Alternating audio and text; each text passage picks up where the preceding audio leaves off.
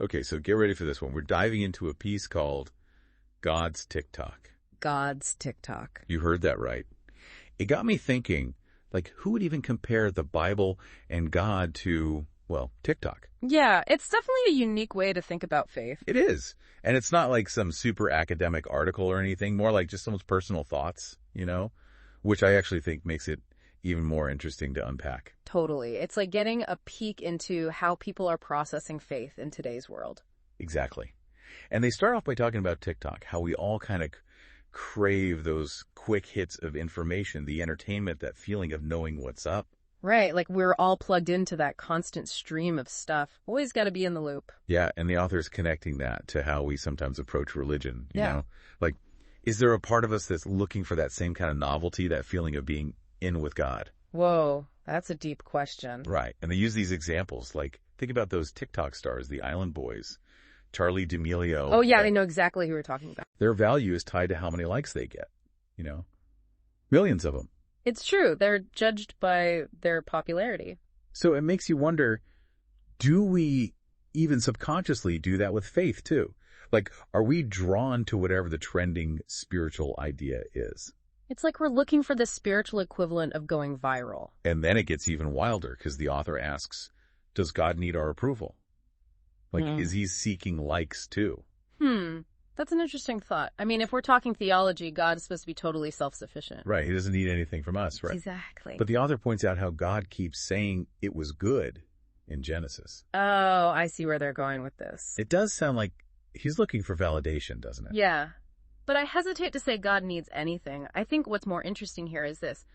God doesn't need our approval, but he does want a relationship with us, Like he wants a connection, not just for us to watch from the sidelines. Right. And in any relationship, affirmation is huge. It's like, even though parents don't need their kids to say good job, it means a lot when they do, right? Totally. It's about acknowledging the good stuff. So when God says it was good, it's not because he's insecure. It's more like he's delighted by what he made and wants to share that with us. That makes a lot of sense, actually. And it kind of leads into the author's next point. They compare the Bible to God's own TikTok feed. God's TikTok feed. Now that's a visual. I know, right? Like, it's filled with all these stories and characters, all designed to get us hooked. I mean, it's a bold comparison for sure, but if we think about it, the Bible is God's way of talking to us. So it makes sense that he'd use a format that we, get. And he knows we love a good story, right? With compelling characters and all that. Think about all the people in the Gospels leading up to Jesus, the Pharisees, Roman officials, even people who were considered outcasts. They all have a role to play. And it's not just random, right? There's a clear story arc building up to Jesus' arrival. Like, he's a master storyteller, using conflict and drama and even humor to keep us on the edge of our seats. Totally. And it's interesting because the author actually compares Jesus' resurrection to God's ultimate worthy content. God going viral. I love it. It's like, why does the author choose that moment, Is it just the big plot twist? Or is there something deeper there? Like how the resurrection messes with our expectations, changes how we see life and death. And then they bring up this really key point. Do people just like the story of Jesus because it's, a good story? Or because it's tradition? What does it actually mean to, truly get it? That's a question that goes way beyond TikTok, It's about the difference between just hearing something and letting it actually change you. So it's not just about knowing the story, but letting it change us. Exactly. The resurrection isn't just a cool plot twist. It's supposed to be an invitation to a whole new way of living. Hold on. That's a huge jump. We got to unpack that. Seems like the author's wrestling with that, The tension between just appreciating the story and letting it actually change our hearts and actions. Oh, yeah, for sure. And I think that tension exists for a lot of people of faith. It's easy to get caught up in the rituals and stuff. But real faith, genuine faith, it asks for more. Absolutely. It asks for more. It's like the difference between admiring a beautiful painting and actually letting it, move you, That's a great way to put it. And maybe that's where the TikTok analogy, as weird as it sounds, can actually help us. How so? Well, think about those videos that really stick with you long after you've scrolled past. The ones that spark conversations and make you rethink things. Oh, totally. I've seen videos that have made me think differently about, the world, even my own faith. And I think that's what God ultimately wants from us, not just passive likes for his creation or his word, but active engagement, like a willingness to let his story shape our own stories. Wow, that's powerful. So it's less about God wanting our likes and more about him wanting us to really get involved, to let his story become part of our own lives. I think you've got it. That's amazing. This God's TikTok idea, it's really making me think about my faith in a whole new way. I'm glad to hear that. It's been a really interesting conversation so far, exploring how faith and this digital world we live in connect. For sure. And I think the big takeaway for me is that even though this whole comparison might seem a little out there, it's actually helped us understand some pretty deep truths about God, the Bible, and our own spiritual journeys. I agree. And it reminds us that God is always trying to meet us where we are, speaking our language, even if it seems a little unusual sometimes. So maybe we need to be more open to those divine moments, even if they pop up in places we don't expect. Absolutely. It's about being curious, open to the unexpected ways God might be trying to connect with us. And maybe, just maybe, that's the real viral moment God's hoping for. Not just a quick burst of popularity, but a lasting impact that spreads from person to person, changing lives and making the world a better place. Beautifully said. And it brings us back to that question the author asks. If you could leave a comment on God's TikTok, what would you say? Whoa, that's a tough one. It really makes you think, what parts of my faith resonate the most? What would I want to say back to the creator of everything? It's a personal question, of course, but I think it gets at that desire for connection, for real conversation that we've been talking about. It's like God saying, I'm here, I'm listening, tell me what you think. And that's an invitation worth accepting. So as you go about your day, scrolling through your own feeds, experiencing the world with all its good and bad, remember, God is present, he's listening, and he's waiting to hear from you. That's a powerful way to end this part of our deep dive. What about you? Are you feeling inspired to pay a little more attention to the world around us, to those little hints of the divine in unexpected places? Absolutely, I am. Maybe even leave a comment or two on God's TikTok, right? Maybe so. Thanks for joining us on this journey. Until next time, keep diving deep. See you then. So it's like we're being challenged to go beyond just liking the idea of God and really let it change us. Right, like that transformation can look different for everyone, Maybe it's a shift in how you see things, or feeling more compassion, or just living out your values more. So bringing it back to the Bible, if it really is like this curated feed from God, how should we approach reading it? I think it's about engaging on different levels, not just as some historical document, but like a living text that speaks to what we're going through today. That's interesting. The author mentions how some people just like the story of Jesus out of pity or tradition, or just because it's a good story.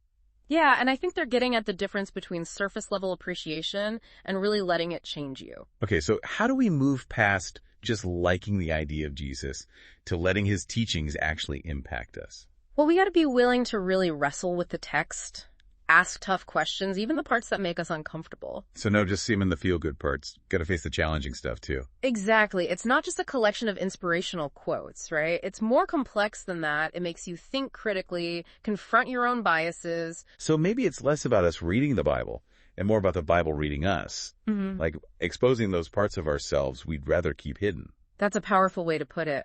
And it goes back to that transformation idea. When you engage with the Bible honestly, it can show you where you need to grow, It's like God is using the Bible to like certain things about us, the good stuff, but also pointing out the areas where our algorithms need a little adjusting.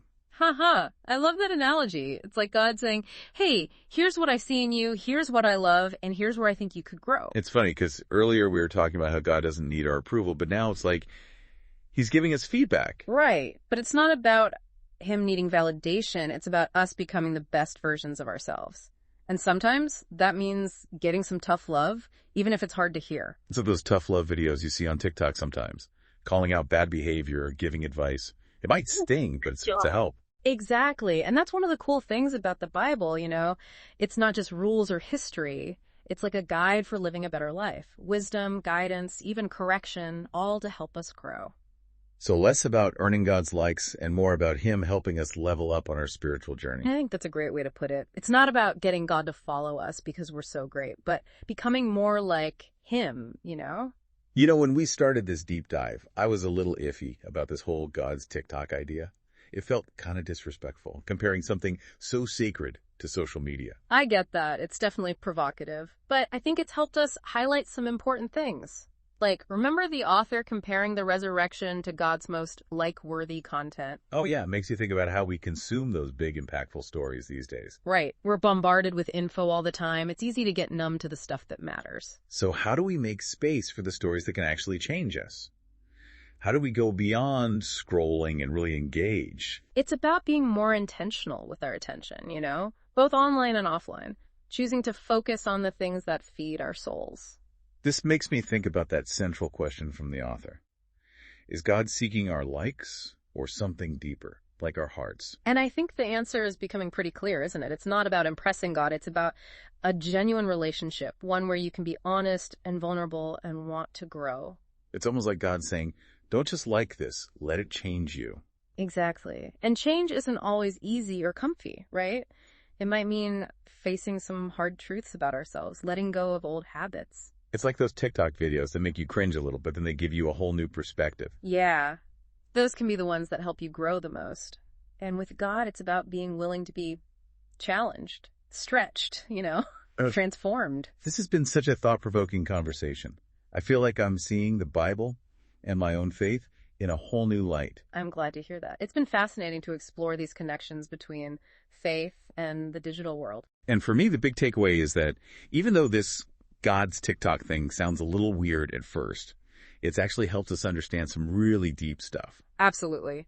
It's a good reminder that God's always trying to meet us where we are, speaking our language, even if it seems a little out there. So maybe we got to be more open to those divine moments, even in the most ordinary places. Exactly. Be curious. Be open to those unexpected ways God might be trying to connect. And maybe that's the real viral moment God's hoping for. Not just going viral for a minute, but having a real lasting impact on people's lives. Beautifully said. And it leads us to that thought-provoking question the author leaves us with. If you could comment on God's TikTok, what would you say? Whoa, that's a deep one. It really makes you think, Yeah. what parts of my faith stand out the most? What would I want to say to the creator of the universe? It's personal for sure, but I think it speaks to that need for connection, for real conversation. Like God saying, I'm here, I'm listening, talk to me. And that's definitely an invitation worth accepting. So as you go about your day, scrolling through your feeds, seeing all the good and bad in the world, remember this. God is there, He's listening, and that He's waiting for your response. Powerful stuff. Yeah. What about you? Are you feeling inspired to pay a little more attention to those hints of the divine, maybe in those places we least expect? I definitely am. How about you? Yeah, for sure. Maybe even leave a comment or two on God's TikTok, right? Maybe so.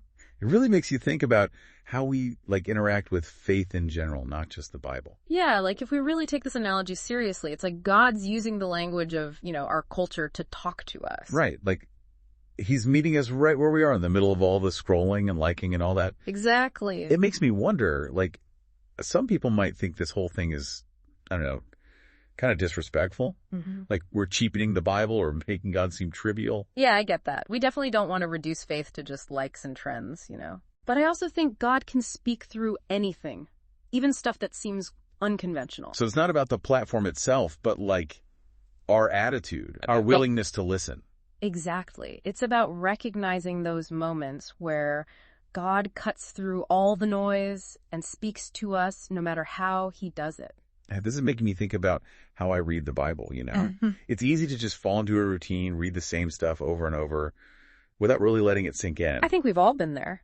But if we come to it with a fresh perspective, be open to being surprised, challenged, even changed by it, it can become something that really keeps us going. I agree. The author's whole comparison of the Bible to God's TikTok feed, it makes it feel more, I don't know, alive, like God saying, hey, pay attention, this is important. And not just important, but relevant to our lives now. The stories, the teachings, it's all meant to help us through life. So instead of treating it like an old textbook, we should be reading it with the same energy we bring to a good TikTok video. Totally. Be active, Let yourself be moved, challenged, changed by it.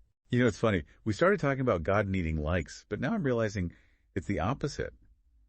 He doesn't need anything from us, but He gives us so much. That's a beautiful way to put it. This divine TikTok feed, it's a gift. It is. It's an invitation to something deeper, a more meaningful life. And if we can figure out how to engage with it in an honest and authentic way, I think we'll be amazed by what God has to offer. I couldn't agree more. That's a great note to end on. Thanks for this conversation. It's been really thought-provoking. Absolutely. This whole God's TikTok thing, it really got me thinking outside the box. And to everyone listening, I hope this deep dive has encouraged you to, find new ways to connect with your faith, whether it's through the Bible, nature, art, whatever sparks something in you. Keep searching, keep exploring, and keep diving deep. Until next time.